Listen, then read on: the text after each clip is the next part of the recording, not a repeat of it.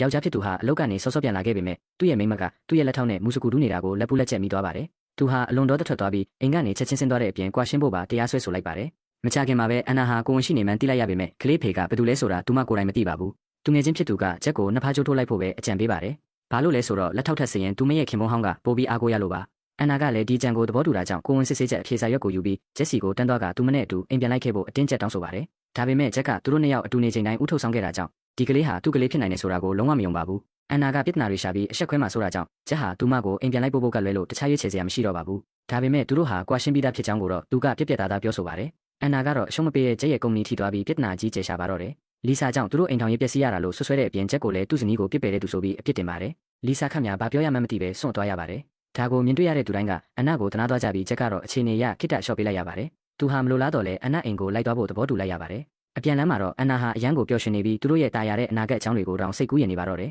ဒါပေမဲ့ဂျက်ကတော့ကလေးဟာဘသူတွေးသားလဲဆိုတာမသေးချာသေးတဲ့အတွက်စိတ်ကူးမြင်ဖို့တတိပေးပါတယ်အန်နာကတော့ဒီကလေးဟာဂျက်ရဲ့ကလေးဖြစ်ရမယ်လို့စိုးတင်းပြောနေပေမဲ့အမှန်တရားကတော့ဒီနေ့မှပေါ်လာတော့မှာပါဆယ်လကြာမှာတော့အန်နာဟာမိဖွားဖို့ဘိုင်းနာဆက်ပြူလာပြီးဂျက်ကိုတွေ့ရဖို့အသေးအတန်တောင်းဆိုပါတယ်အဲ့ဒီအချိန်မှာဂျက်ကဖောက်တဲ့တယောက်ကိုအိမ်လိုက်ပြနေတော့ပါသူငယ်ချင်းဖြစ်သူကသူ့စီကိုအရေးပေါ်ဖုန်းဆက်လာပါတယ်တရင်ကြချင်းမှာပဲဂျက်ကဖောက်တဲ့ကိုအခြေအနေရှင်းပြပြီးထွက်လာခဲ့ပါတယ်ဖောက်တဲ့ကလည်းဂျက်ဖခင်ဖြစ်တော့မယ်ဆိုတာကိုဝမ်းသာအားရဂုဏ်ပြုပြီးစေယုံအထိကားနဲ့လိုက်ပို့ပေးပါတယ်